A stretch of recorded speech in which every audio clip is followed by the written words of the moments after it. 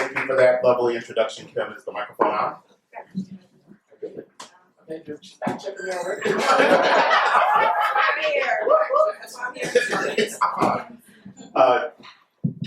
It's on? Okay, great. Welcome to Black Travel Culture, Black Travel Culture Talks. The fact that so many of you came out in the rain, given all the hair issues, and the shoe issues, it tells you about the desire for us as a people to really know more about travel.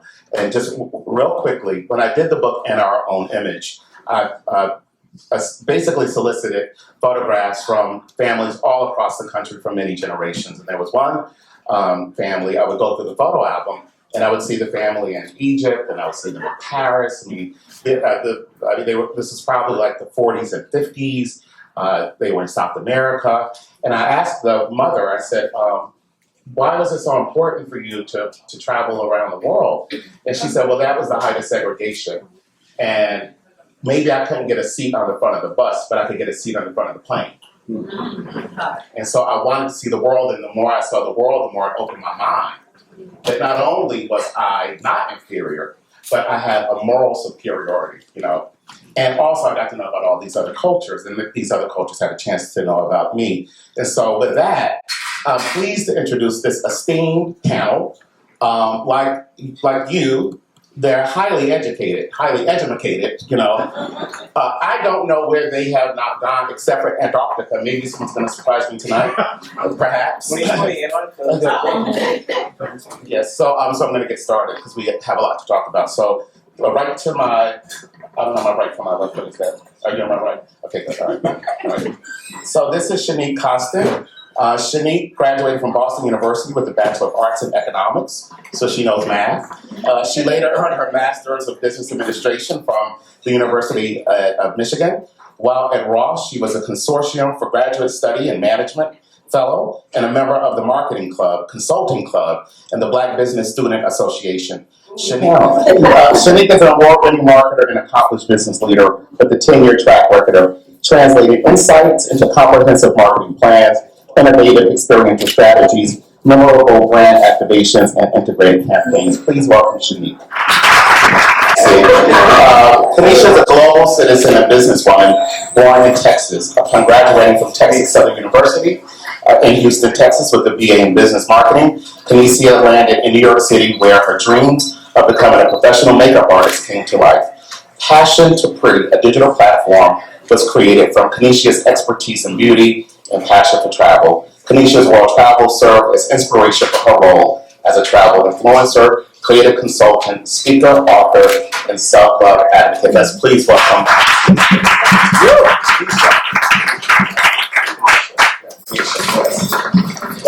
I have my reading glasses, I'm sorry. Black don't crack, but the eyes do. This is much better to see the light. So we now have Dana Gibbons. Dana graduated with a bachelor's degree in marketing and cultural studies and sought to use her creative talents in the advertising realm, creating copy for brands such as Global Brands Group, VA.com, and Bluefly. She is a contributing editor for writing and has written for publication. Check this out, guys. Travel and Leisure, Departures, Vogue, and Thrillers, creating content surrounding travel, women's issues, fashion, culture, and lifestyle. Dana is also a member of the North American Travel Journalists Association.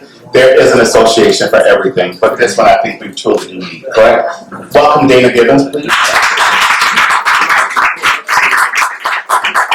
And the brother with the green sweater is Jonathan Robert Curry, who many of you know through social media. Yes, probably one of the most sought after travel pages.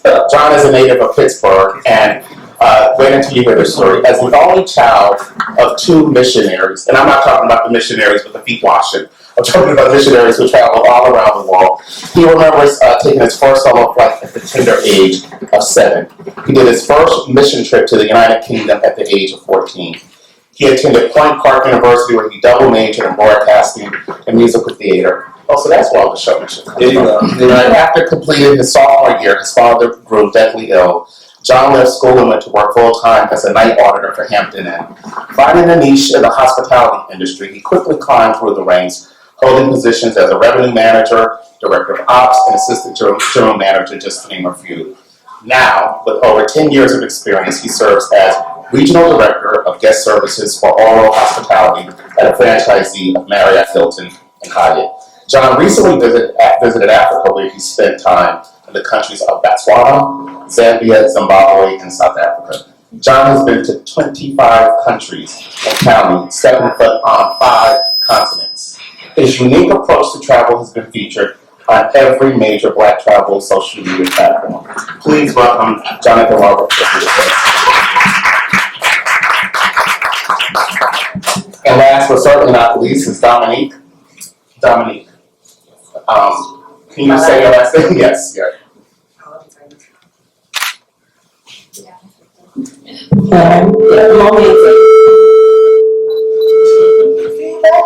Yeah, I was going to say exactly that. Dominique is a Bronx native and currently works as development and special events coordinator at Prep for Prep. And prior to working at Prep for Prep, she served as an events marketing and PR specialist for the Greater Hudson Valley Health System in Orange County.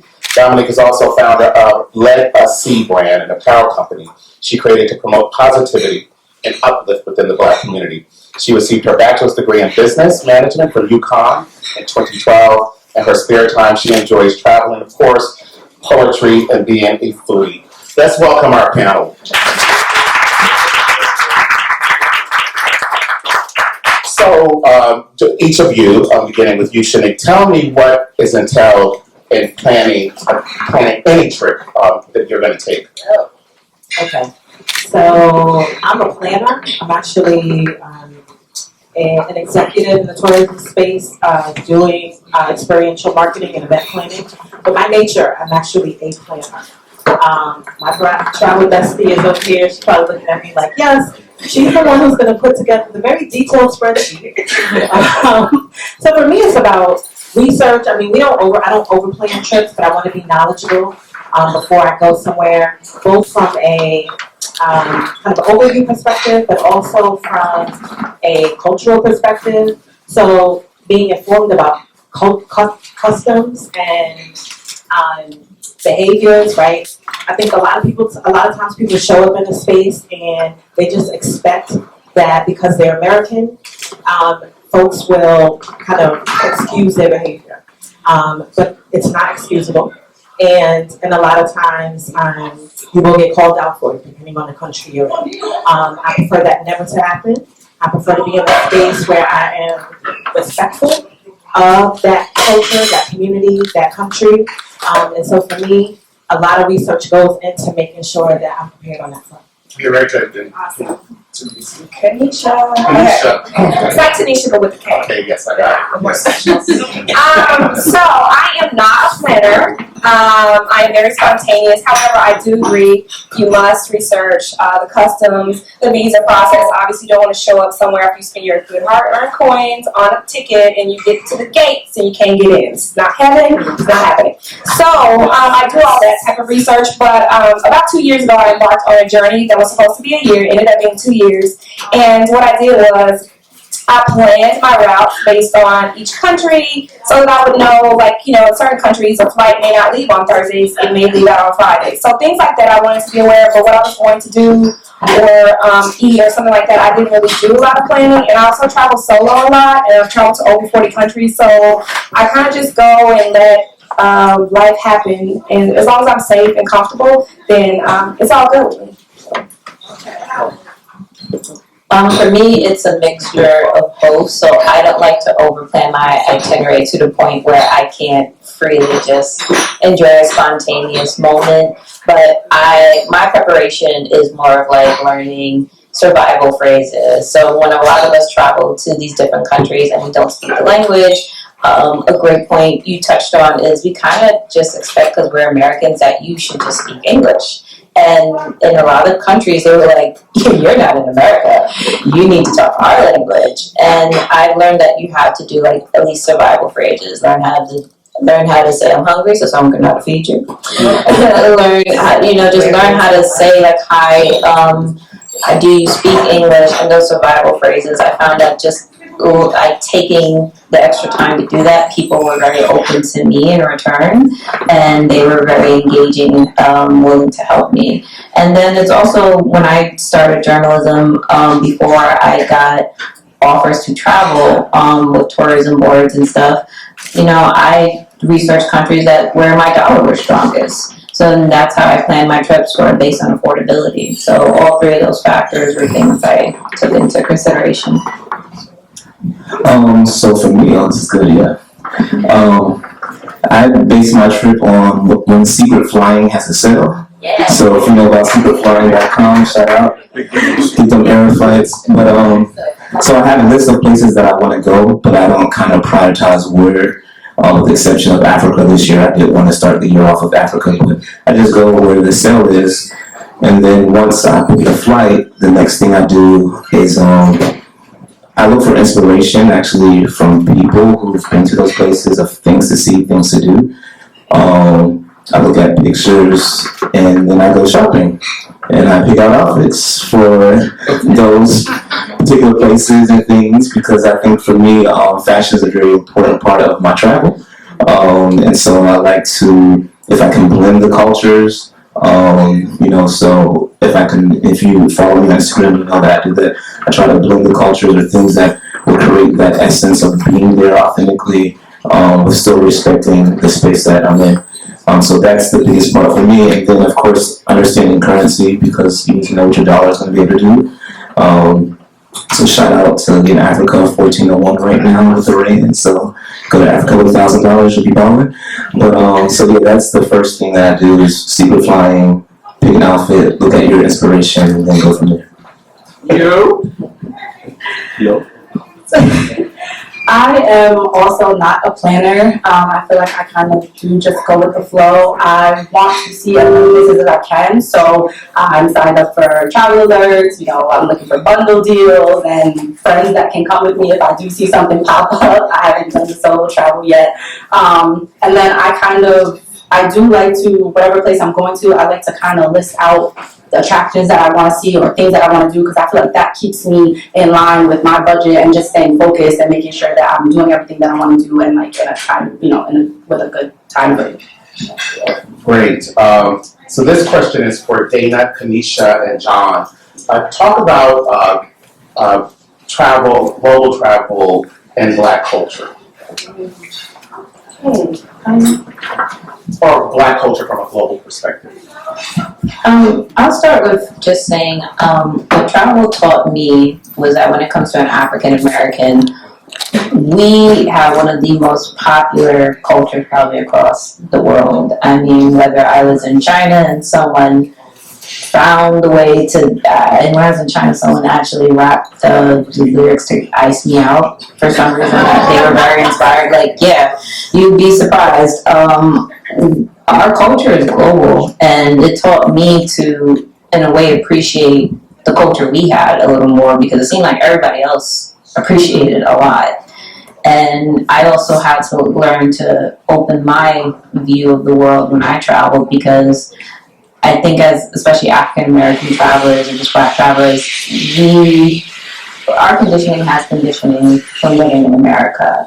And when it comes to the Black experience, it is a multifaceted thing. It is not a singular experience. And one of the things I love doing when I travel is talking to the Black people when I go there, whether it's an African country, whether it's a European country. I want to see what's it like to be, whether it's Black in France or whether it's like for like someone in South Africa. Like every experience is the Black experience, and that to me was the stories I wanted to tell in my journalism and writing.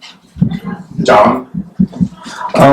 For me, I think traveling, Black travel culture is just so much bigger than, like you said, the United States. It's like recognizing that we may be a minority here, but on a global perspective, outside of Asia, we are more of a majority, because you think 80% of Africa is Black, right? If you look at South America, and if you really want to dig deep, people of color, you could even say India, right? And so oftentimes we are so narrow-minded because we've been limited to the filter of America. that once we're able to go out and experience what it means being black. So when I was in Rio de Janeiro, people were coming to me trying to speak Portuguese, and I'm like, yeah, that, because I look just like them. Same thing in Africa, and so it's a thing where once you understand how rich we are as a people, outside of the filter of the United States, it just opens your mind and makes you want to travel even more because you see the value, you appreciate it, versus what we may get here.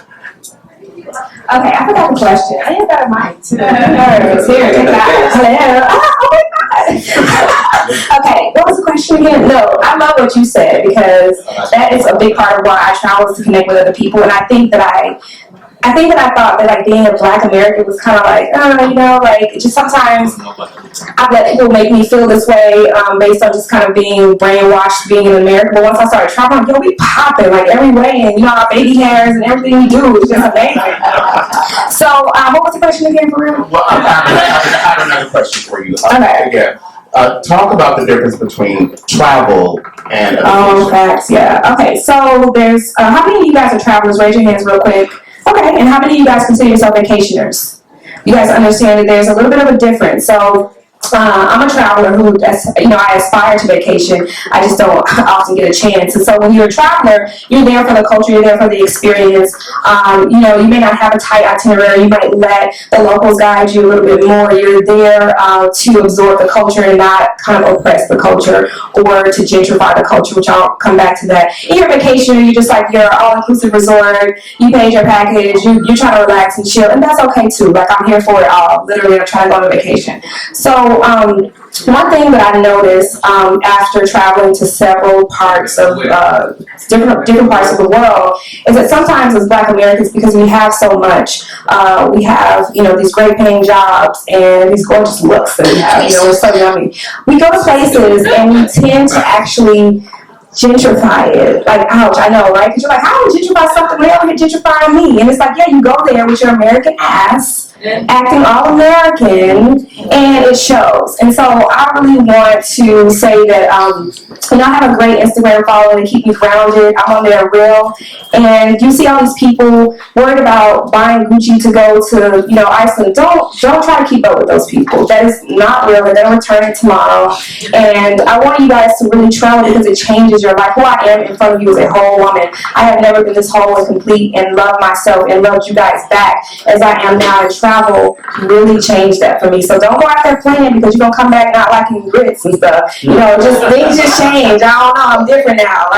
So just be clear about the exchange that you have with other people. So what, you have more money. So what, you have an education. Those people are just as smart and they just didn't have the income, the extra income. They have to help with the house. We've got it good over here. I know that it doesn't always look like that, but on a global perspective, we have enough and more. And so just be conscious of that. And when you go and you shop, so what, you bought a necklace from a merchant.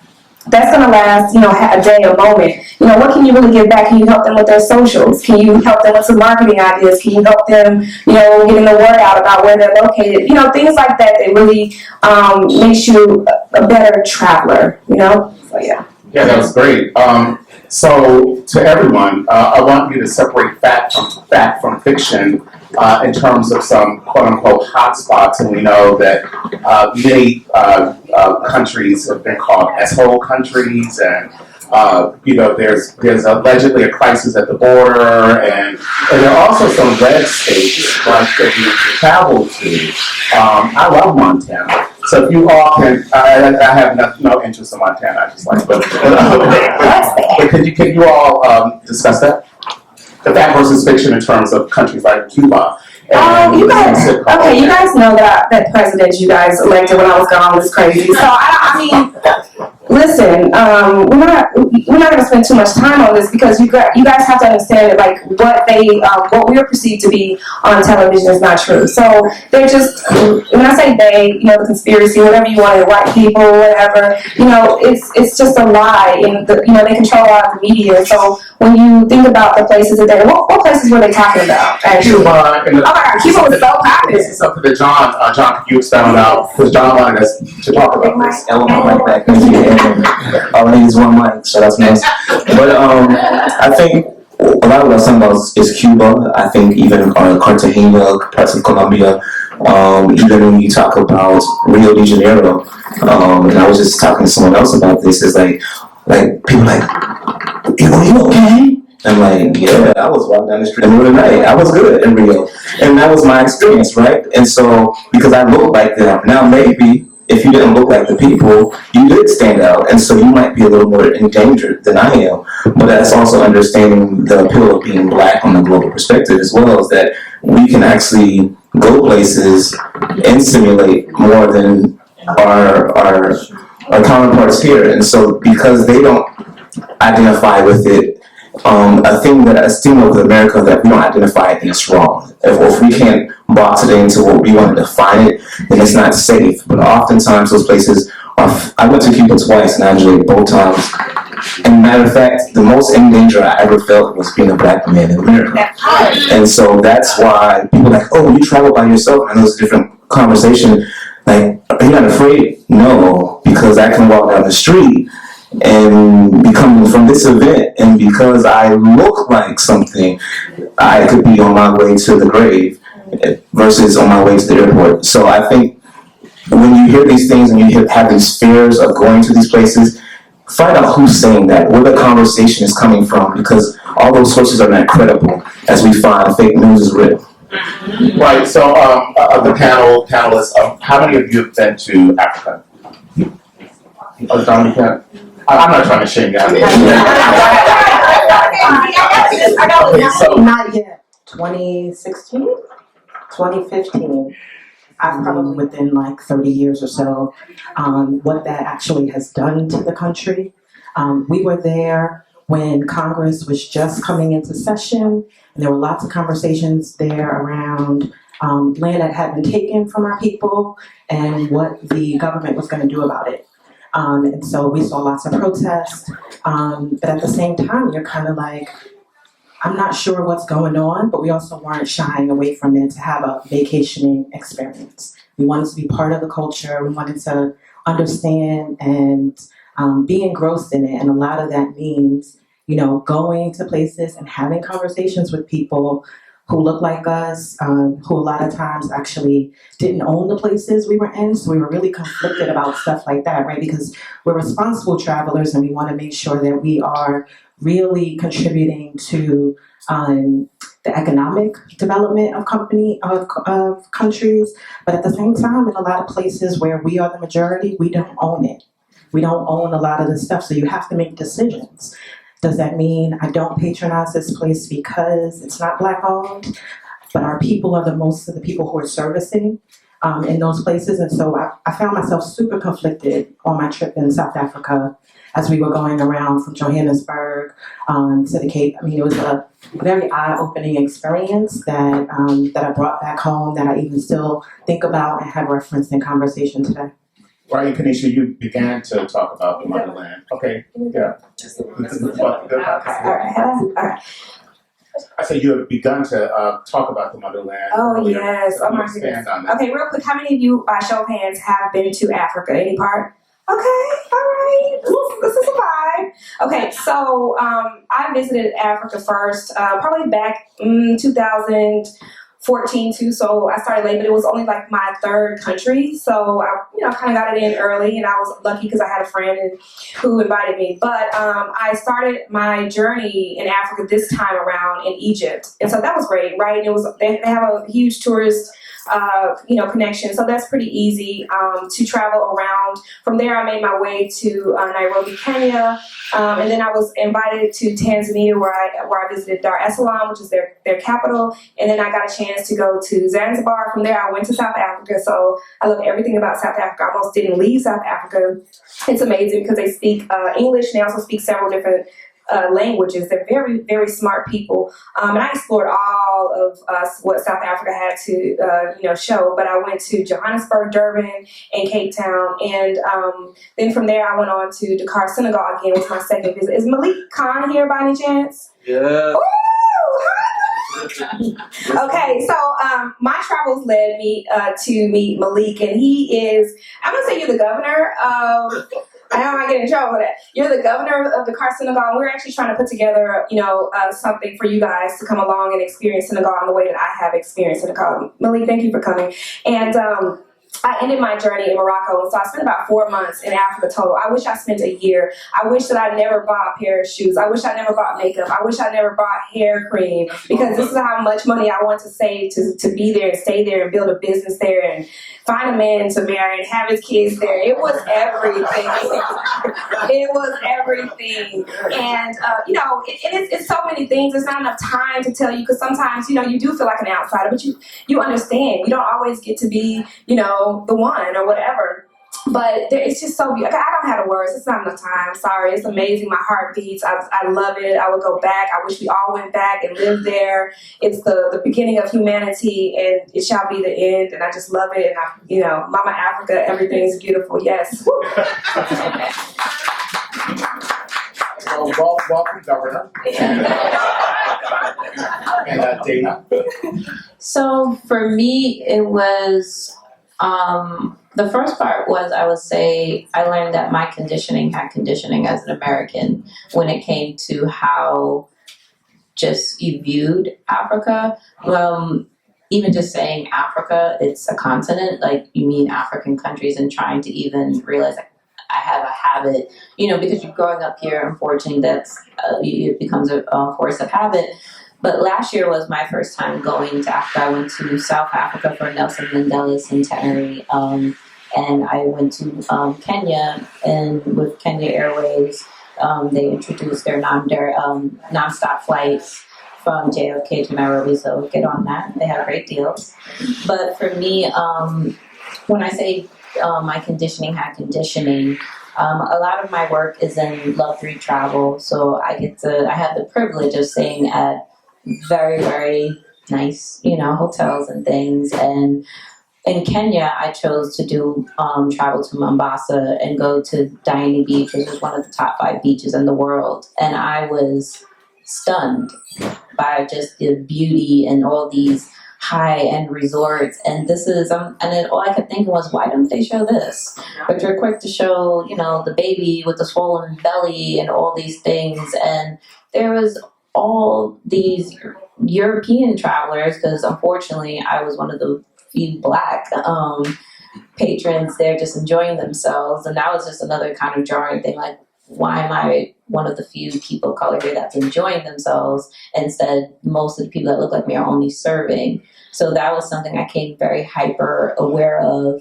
And just also me being a Black American, realizing that while we are the same in terms of that ties to the motherland, culturally we have differences, and we need to respect that. Like a lot of, on Twitter, and so we have our diaspora wars or whatever. But I feel like a lot of it would have been solved if we take the time to actually understand those differences. And when I was in those countries, I took the time to actually understand the cultures that I was around, and learning even the different ethnic groups in those countries, because that's another thing we don't take into account. Kenyans have hundreds of ethnicities, Nigeria hundreds of ethnicities, and they are different from each other. So for me, it was decolonizing my mind in terms of how I viewed these countries. And then when I went into them, like I mentioned, not be kind of like a gentrifier in that space, because it's very easy to exert your American privilege over there. And that's something as Black travelers we do not take into account, that in some places it's very difficult, I think, for us to understand that our nationality comes first, because there is power in that passport book, and there is power in the fact that we are American citizens when we are abroad. Because I've had times where they knew I was American and I was not treated the same as maybe some of the other African migrants. And I said something because I didn't, at the end of the day, before I opened my mouth, you thought I was one of those people, and I didn't get good treatment. When I wear my head wrap, I'll get completely different treatment in the airport or just on the ground or from hotel staff. And then when I open my mouth, it's like, oh shit, she's American. Let me get this together, and she has money. But so it's important to keep those things in mind when you're traveling the continent, and be prepared to open to yourself to different experiences in terms of their experience being Black in Africa. Africa, excuse me, because they also had colonization. And you see the remnants of their colonization when you're there. Like when I'm in certain areas, for example, of Kenya, and it's nothing but these like white British people because they were colonized by the British. I did a story for a Savor magazine about Kenyan coffee, and in my research when I was there, you know, it was illegal for natives to actually farm coffee beans in their own land for commercial purposes. Those are things that, you know, I don't know about a lot of you. I didn't learn until I got into college and a little after that because I had to do self-study. So for me, traveling to Africa was really learning about me, myself as a Black person in the diaspora, appreciating the other cultures of the diaspora, and also appreciating me as an African American where I stand in that diaspora. Thank you very much. And what Dana was saying, they said at the airport was, "Oh shoot." Oh shoot. That's what they said. And you, John? So this year I purposely picked to go to Africa first because, again, I feel like oftentimes we believe that everything is better than the motherland. So it's like we'll do Europe and everything else, and like, oh, okay, I'll get to Africa. So I was very intentional on going, and I had an amazing experience. Some of my experience I did not share because I didn't want to feel like, oh, he's giving toys to African kids to be on Instagram. Like, that wasn't really my purpose. But we also did some missions there. So you do see a video on my Instagram where, like, I'm with some young people and seeing that it was a school that was no bigger than this room. And just seeing how they still had joy with so little, you know. And I think in our society, we're in a country where we're like consumed and fear, right, by all these things. You know, poor people oppressing poor people, but like they really had joy, and they were like little kids running around. They had fun. I didn't see anyone naked walking around with their stomach out, looking like they needed a meal. I didn't see that. Do I believe that exists? I do. I also believe that exists in Detroit. It exists in New York. It exists in New Orleans. We still haven't recovered from Katrina, right? So it was an amazing experience. I got to walk with lions and elephants and do things that you don't normally do. But the one thing for me I experienced that stood out the most was like being Black meant being Black everywhere. And what I mean by that was like we were at the airport and there's a young lady serving us and her manager said something to her. And I thought I was in the Bronx because she just flipped and she was like, shoot, no. And I was like, yo. And my boy, we were traveling, I was like, we home, man. We you know, like the eyes cut, the necks roll the same way. We are Black people. We are Black everywhere we are, and I think that's an amazing thing. So. Oh, can I add something real quick? Just real quick. Okay. So one thing that I experienced for the first time in my Black life was Black privilege. Literally. I won't get into the story, but just know that it's real and it exists and it's out there. And it was just such an amazing thing to be where everybody was Black, like the manager, the owner, and everything. And then it's just like some white people kind of come in and they'll be like, I mean, you know, it's not right to be racist and stuff like that. But it was just a moment that I had. It was Black privilege. They served me first. And I was like, So who identifies as a travel influencer or an ambassador? okay, so here's the thing. Someone, somewhere, has called me a travel influencer. What is that? I think that, you know, the base of the word is something or someone that encourages people to walk in the path such as they have, right? You know, and it's the influence of, you know, a commercial or persuasive type of conversation that makes people go that way or this way. And so I did not ask, it's not like I was 5 years old and I was like, Mom, I want to be an influencer when I grow up. We didn't know what that was. That term came around.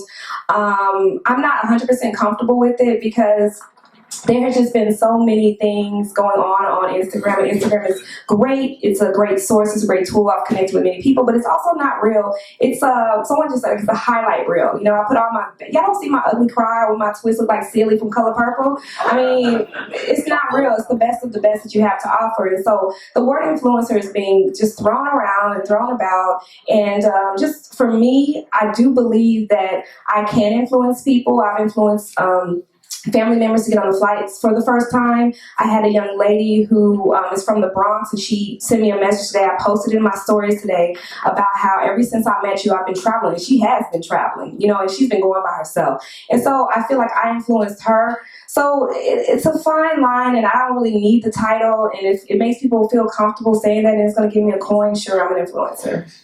Okay, so Dana, Kanisha, and Shanique, how do you approach tourism boards for travel trips?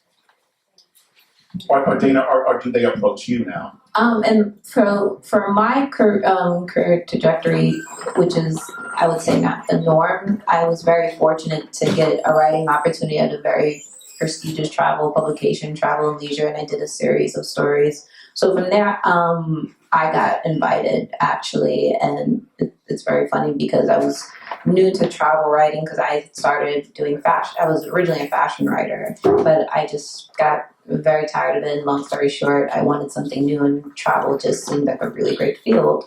So for there, it was really just people reaching out to me and saying they read my stories, they loved the content, and then for me, when it came to pitching myself, I came in with knowledge. Most of the time, I came and said, well, here's my pitch, and this is the information I've researched on your country, the two cities or whatever that maybe want to visit or do a story on. So for me, it was a lot of research and seeing what is the story I want to tell about that place, and is it a full story? Because as a journalist, my job is to give an unbiased story, and I'm also very conscious about the messages I put out there, especially when doing certain countries, whether it's emerging destinations, specifically African destinations, because I feel like we get stuck into those kind of like tragedy stories where, in my experience working in magazines, Paris can have a whole The yellow vest. Yeah, the yellow vest thing, but no one was telling you, don't go to Paris no more, or asking you, are you sure you're safe? Whereas when I went to Kenya, I was asked 12 million times, did I get a vaccine? Someone even suggested, someone had passed away recently, like, oh, well, you need to go to the doctor. Like, for what? I wasn't in, the bush. I was in a hotel. I was in the city doing regular things. But when it comes to tourism boards, especially with the influx of influencers and all these personalities, is not something just reserved for journalists. And right now, how you pitch them is really being authentic, honestly, showing genuine interest that you actually want to travel to this country, not just kind of snap an Instagram photo of you at the beach, telling nothing about where you are, nothing about the culture, nothing about what you've seen, or anything like that. You're just really promoting yourself. So when you go into these PR agencies, whether it's hotels or tourism boards, think about what is the story that you want to tell going there, and how do you plan on telling that? Thank you. And Shanique, not only tourism boards, but brands, do you approach both? So or how do both approach you? So they don't approach me because I am the one on the brand or on the tourism board looking for influencers. And so I think before you you certainly need to be authentic, but you need to have an audience, right? So you need to take time to curate who you are and build an audience. These brands and or tourism boards are leveraging a partnership with you to be able to communicate with their target consumer. And so you have to have their target consumer.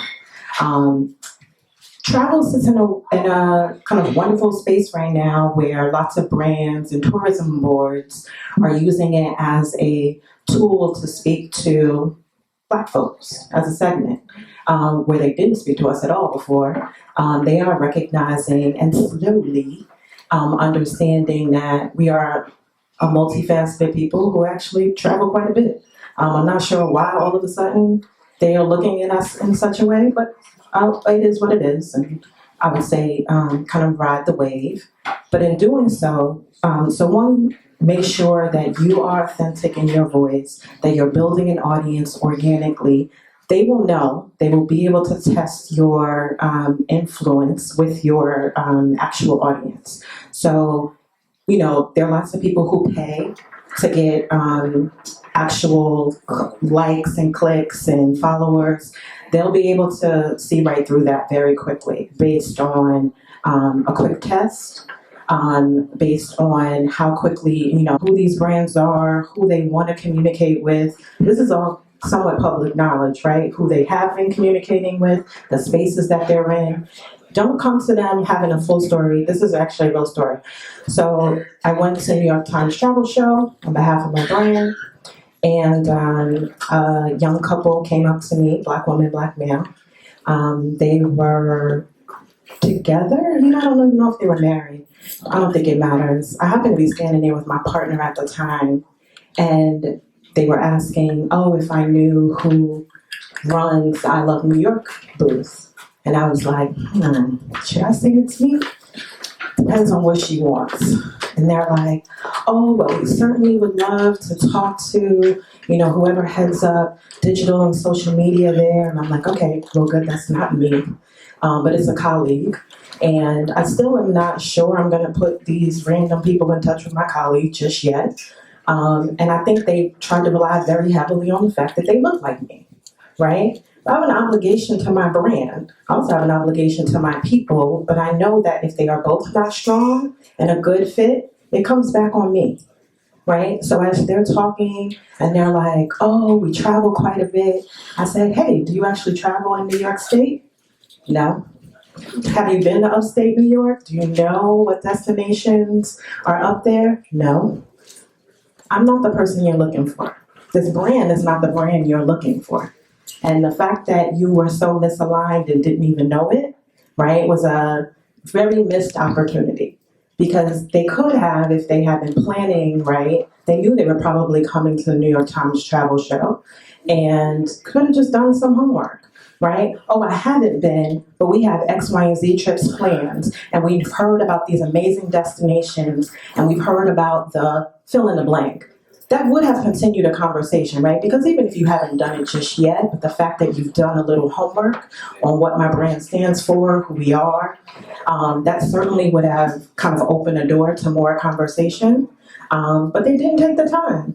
So you have to be prepared the same way you would be prepared for your job or a job interview. You need to go in being prepared to talk to these brands and not only selling them on who you are and what access you have to an audience for them, but you also need to make sure you're aligned. One, for your own protection, right? If you're not aligned from a belief system with a brand, it could totally damage who you are if you're trying to build as an influencer.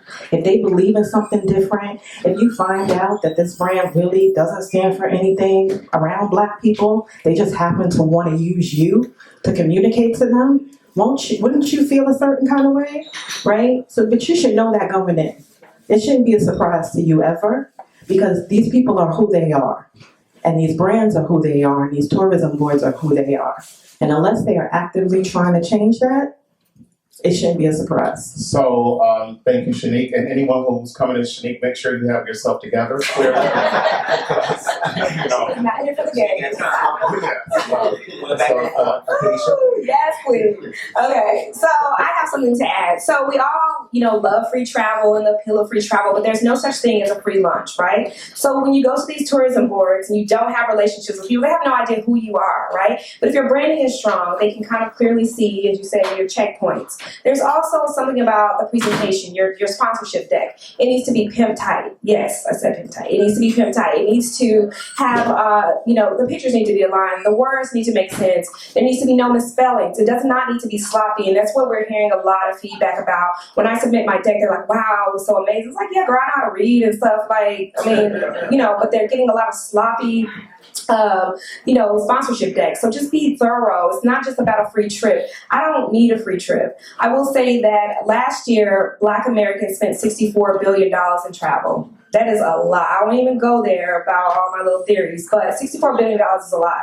What I'm finding is that they do want to work with us to address our people and get, our people's marketing and our numbers and stuff, but they don't want to pay us. So just because you fly me out to Iceland and I create a story for you or I write a post on my blog, people think that should be enough. No, it's not. You need to pay me. And I would say, like, starting out, and this is not for everybody, because sometimes you do need to just start out with taking a free trip and making sure that you do hold up your part of the commitment. If you say you're going to do a certain amount of posts, do the post. If you're going to write a blog, write a blog. If you're going to do a video, do the video. Because the word goes around quickly and nobody will ever work with you again. And I will say, try to get paid, try to get compensated at least $2,000 on your first one. Just ask for two. I mean, am I asking too much? Okay. No, that's very low. So it's very low, right? So you're just starting out, but understand your worth in this. And if you're asking for a free trip and you're asking for a free trip and you're asking for a free trip, and that's all you're asking, they're going to give it to you. Meanwhile, they're getting all your data. They're getting your followers to come along on this journey. You have nothing to show for it but some pictures on Instagram. Get your coin. Like $64 billion is what we spent. They need to give it back to us. So don't just be out there trying to get free lunch. Grab your fork and get in there and like do something different. And like anything, right? If you let them take advantage of you, they will. So, and this isn't even a race thing, right? If you let anyone take advantage of you, they will. Especially if you have access to a niche market. Yeah. They certainly will. So if you don't know what you're worth and you undersell yourself, some brands that are based in integrity will move you up, right? Oh, this is what we pay our influencers, and we have equity across this platform. But if you come to them with a really low number, you say, hey, I just want to do it for, I'll do it for the trip, and I'll promise all these things, you sold yourself short. And if they can get access and you align with them in other ways, they'll take it. Why not? Yeah. But you will have a hard time renegotiating after that. Yeah. So Dominique, you just did 2 countries, 4 cities, and 10 days on a budget. On a budget. And so how did you do it? Okay, so full disclosure, I work a full-time job. I live with a roommate. I had a car at the time. I have a dog, and if you have a dog, you know why I included that, because it's a whole bill. So I have been wanting to go to, I did China and Thailand, and Beijing and China, and then Phuket, Chiang Mai, and Bangkok in Thailand. So I have been wanting to go to Thailand for a very long time. I fell in love with the food, I'm gonna be honest, and I had my first Thai iced tea, and I was like, I feel like I'm partial to curry, my Jamaican roots, so like the massaman, the green curry, everything. I was like, I have to, I love this food so much, I really want to experience the culture and learn more about the culture. I kind of just worked out. I had a good friend of mine that was in Thailand in October, and I actually messaged her. I'm like, girl, I need to know everything. I need to know the details. I need to know your flight arrangements, what you did, how you save money. So I'm just going to say, don't ever be afraid to slide in the DMs and ask anybody any questions. I feel like, we all want to help, and I feel like she really wanted to give me all of her like secrets and details and all of that. So found a really good flight on Air China, and it was a round trip flight with a stop in Beijing. And I'm like, okay, if I'm gonna go to Southeast Asia, I want to see as much as I possibly can. So that allowed me to, I was able to book an excursion tour to the Great Wall of China. And I actually booked that in advance, which gave me a discount right there. Also for Thailand, flying between the cities, so Phuket, Chiang Mai, Bangkok, you have to book flights. I booked those in advance as well, and I'm sure it was much cheaper that way than if I waited till I got there, because I noticed as my trip was approaching, the prices were going up. So I did that. I will say I was only in China for one day. It was a very quick trip just to the Great Wall, and then I hopped on my flight to go to Thailand. But I love Thailand also because $1 US equals 32 baht, which means I was balling out of control in Thailand, okay? Thai massage is $6. It's like $6 a pop when you do the math, so I got about 50-11. I will say this though, just a takeaway from that is if you're traveling to a country where you have to change your currency over to make sure that it is in pristine condition, China and Thailand were the first countries where they actually were like, no, we can't take this money. There's a little rip in the corner, there's a tear, and in New York City, they take money. It could be taped down the middle. Like they'll take us out. Like, oh, you don't want my crusty dollars? Okay, I heard you. So that definitely helped. We also made sure that we did a lot of, we ate local, we shopped local, as opposed to, we did visit the malls, but we spent a lot of our money at the markets. We ate, at the local restaurants. And I feel like not only are you saving money, because you can get meals for, $10, $15, $20, and that's with appetizers, entree, 3 Thai iced teas, whatever, if you should so choose. But you see where your money is going. You see the businesses that you're giving back to. You see this family that's working in this local store, and you're giving your dollar to them. Also, staying at hotels that serve complimentary breakfast was a big win, and it was like great breakfast, like a spread of that was breakfast is out of the way. Now we have lunch and dinner to worry about. Also, what else? I mentioned this a little bit earlier, but just, you get to a new country and there's so much to see, there's so much to do, you're kind of like, you can be overwhelmed. So before heading to Thailand, I really did take the time to map out in each city the top things that I want to do, how I can make that happen, how, what arrangements I need to make for that to happen. And for me, like 2 of my, my bucket list things, I really wanted to go to the elephant sanctuary and I wanted to do Tiger Kingdom. And it ended up, I had like 2 days left in Chiang Mai. We were going to Bangkok, so I had to choose between, Elephant Sanctuary, Tiger Kingdom. Chose Tiger Kingdom because I had to do it. And I feel like, just making those types of choices, like, okay, I have this much money left. What can I do? How can I make this stretch? I feel like, and I also, last thing, I made sure that I took out like $500. And that was kind of a stretch for me. But when I changed my money over, I started with $300. So I was like, okay, I'm going to start here and then see how far this takes me. And I feel like that lasted until Friday. And the only reason why I had to take out more money was because I wanted to get gifts and things like that for people. So it was really just doing a lot of smart planning and not trying to do everything, because obviously you can't do, I had limited time, but you can't do everything that you want to do if you're trying to make your money stretch and make sure that you're hitting things in a decent, 10 days for me. Yeah, by talking about that complimentary breakfast, you made everyone hungry here.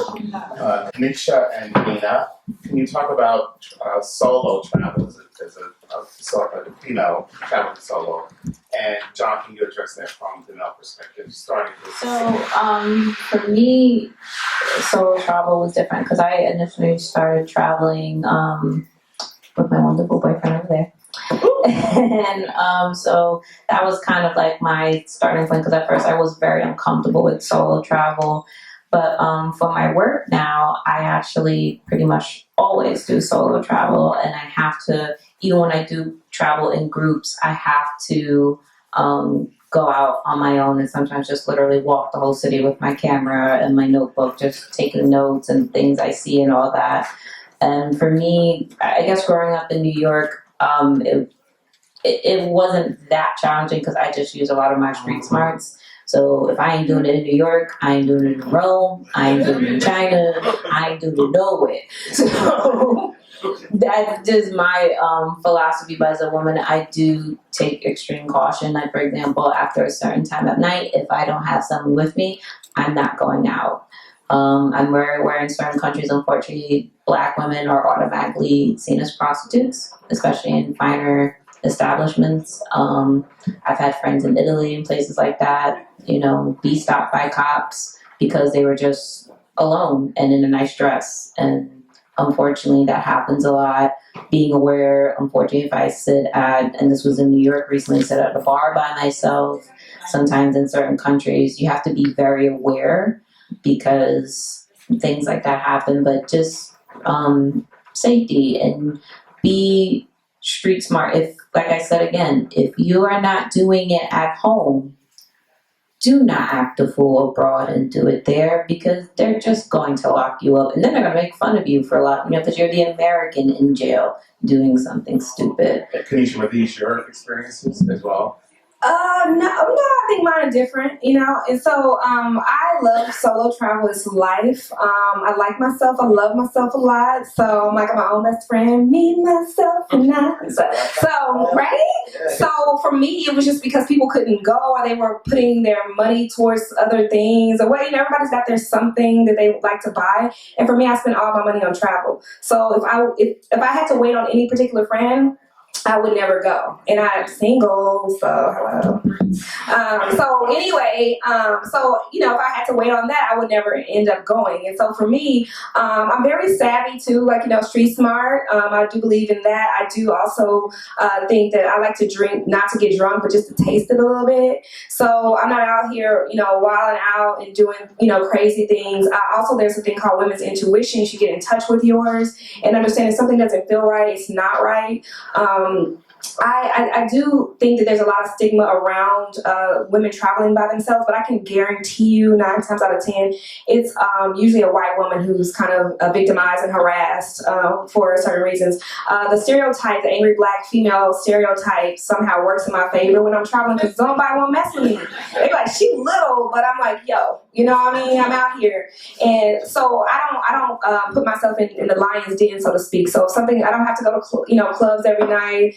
If I haven't met someone that I can, I'm feeling the vibe is trust, I don't need to go. I have another day and I can live to tell about it, so to speak. And I'm super friendly and cute and little, and so like people always want to come and talk to me, and so I always need friends. So it doesn't matter if you go alone and it feels weird. Like, talk to somebody, say hi, and start the conversation. They'll love you, I promise. And John? So for me, I'm an only child, so I've always been alone, but I've had a group of fraternity brothers, shout out to Kappa Alpha Psi Fraternity Incorporated, that in the building, that I traveled with for a long time. And my friends decided they wanted to go DR for the 3rd time, and I was like, no, I'm not doing it. There's so much this other world to see. So my first trip, I had some friends encourage me to do a trip by myself, and they thought I was going to go to Savannah from Charlotte. And I was like, I'm going to Rome. And they were like, you going to Rome? I'm like, yeah, I'm going to go to Rome, Pisa. And so I did it, and I was apprehensive, to be quite honest with you, because I'm like, if I go missing, no one knows I'm missing, like, because you by yourself, right? So they didn't like, yo, where John at? So, but for me, it was the best experience because I'm also not necessarily a planner from a thing of, I like organic experiences. So like, I want to wake up, and if I wake up at 12, I'm not having someone saying we have to be at a bus by this time or do this by this time. I'm also the type of person that, like, there was times I would get up and walk out my hotel and just start walking.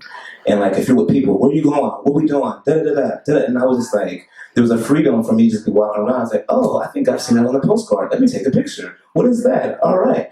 And then, shout out to our Asian friends. They'll always tell you when something's important because they'll be in front of it. But no, I'm very, like, if you travel the world, they are everywhere with the tour guide, with the camera. Like, I'm just keeping it. We keeping it real, right? We keeping it real. So for me, it's been. I promise myself every year I at least do one trip by myself because I think we're afraid of being alone. Not even about going somewhere. A lot of times we're taught to be afraid to be alone because we need the validation of other people. And sometimes in those quiet moments when you're by yourself, you're really able to reflect and really enjoy the authentic experience because you don't have any other distractions with you. So I challenge you, even if it's to go to Buffalo, New York, like, no, don't do Buffalo, but Niagara Falls. Sorry, New York tourist boy. You should be anybody from Buffalo.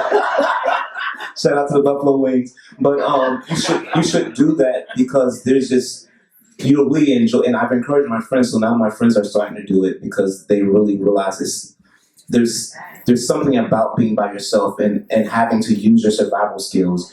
And, I was in China, I didn't even know any Chinese. I was looking for General Tso, he don't exist. And so, but I loved it because for me, it was, I think, here's the thing. I think oftentimes people think we are limited by our words, but we limit ourselves by our words. And I had so many great conversations with Chinese people and never said anything. And I think there's so much power in using other things besides words. And like music is one of those things, music is a thing that kind of connects us, and we don't even have to know the song, but we hear the melody. And we can walk down the street and someone's playing a song we don't like and find ourselves singing it, right? And so there's other ways to connect with people. And so I think it's important, and just traveling solo does that for you. Right, thank you, John. So we're now going to open the floor up to questions. And just in the interest of time, make it a question, not a comment, or a manifesto, or a declaration. I wasn't going to say nothing, but the Lord's been. So, Hi, everyone. So my question is, And your name is? and my name is India with a Y. And so my question is, you guys mentioned earlier about growing your Instagram organically, and I believe that. But how do you go about doing that? Like if you're literally like stuck at like 300 and you know that brands are not really going to look at you unless you have maybe like 1,000 or 1,500 more. Yeah, so how do you go about that, organically without doing like sponsored posts, or not sponsored posts, I mean like creating ads and stuff? Yeah, I mean, some of it is partnerships, right? So reach out to some folks who actually do have large followings where you guys could partner on something so that essentially you are sharing. Now, you need to bring value to them, right? So you can't come to them in the same space with the same ideas. You'd be surprised, honestly, for at least the circle of women that I know who are influencers across the board, travel, food, all kinds of things. A lot of them actually partner together to help each other grow their networks. So that's one way. That's one I've noticed has happened quite a bit. Think of different content that is that stands out from other people. Stuff that going viral is like a unicorn. So let's be clear, right? People are like, oh my God, I want to go viral. It's like the mix of like all these perfect things, and yet you still have to have like Jesus bless it, right? So. But what you want to do is kind of set things up in a way that you're thinking about going viral. And a lot of times when you think about the content that has gone viral, it has been different and disruptive from what else is out there at that given moment or on that particular topic. And so those are also other things you want to do. So think about things that'll go viral, that'll help other people get eyeballs on you, partner on those particular ideas. You should start to see some growth. But remember that social isn't free anymore. I think most people should know that if you're in this game. But social is not a free platform. The algorithms have changed so dramatically that in order for you to even get your friends to see your posts, like for us, we probably see the same 10 people, the same 20 people. And that's just because of the way the algorithms are built. So essentially what's happening is that they want you to pay. They want you to promote and use money so that you can get more eyeballs on your followers, right? So your followers can get more eyeballs on you. So if this is a business and this is what you think you want to do, then you're going to have to invest in yourself. Invest in the platforms, invest and really understand. There's tons of free content across the board and free courses where you can go super deep. If Instagram is where you want to be, then you should know Instagram inside and out. You should know exactly how the algorithms work. You should know the best times to post. Right? You should know everything that happens in that world. So if that's where you want to be, utilize all of that content and stay fresh with it. Dana had a thought. Yeah, and just to add to that, I'm friends with wonderful influencers that have really taken the time to grow their following.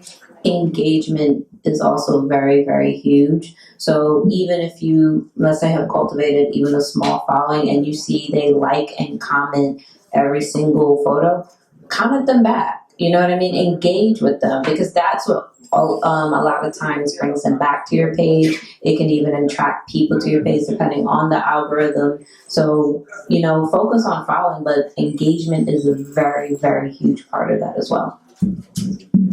So I am dealing with that issue with my passion page, and one of the things I find is that oftentimes we want people to come to our page, but we can go to other people's pages. And so I think you have to think of it as a conversation. If you're having a conversation with yourself, then that's going to be your audience. Versus if you go to other people and like, oh my God, this is dope, X, Y, Z. And there's some people who would never even follow. They're like, oh, your picture's dope, come check out my page. And I feel obligated because they've taken time to speak to me to at least go like 4 pics, even if the pics was trash. It's just the simple thing that they took time. I'm being real. They took time to talk to me and comment. So I feel like she said, engaging people. And they actually call that, there's a $1.80 rule, basically says that if you comment on the top 9 you pick 9 hashtags on top of 9 posts, you will get responses from those people because they'll say, "Oh, nice picture," whatever it may be, and have things that engage a conversation. So don't just be like cute or a heart. Be like, "Oh, I've never been to Zanzibar. Like, what was your favorite part?" Because then you pulled them in. So then now they're coming to see who your page is. Oh, who's asking this question? Oh, I like her. That will help draw people to you as well.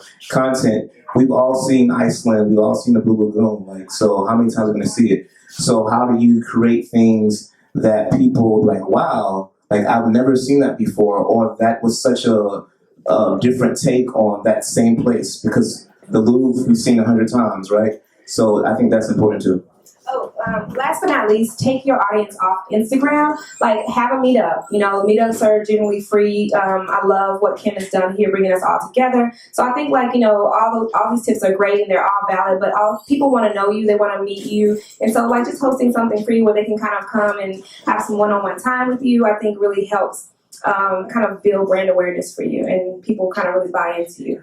Thank you all. I think you had a question. Who?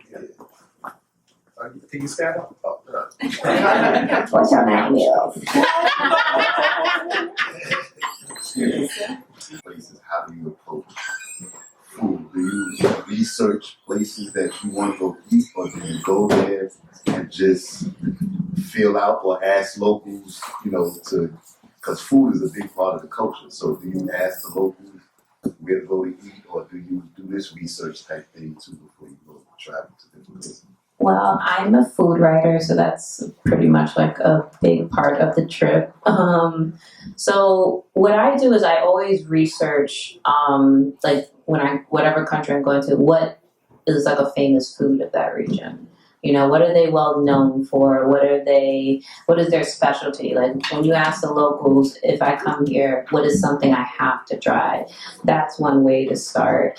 And one thing I do on my trips, I always try to just go to local places that are sometimes just right in my area, walking distance.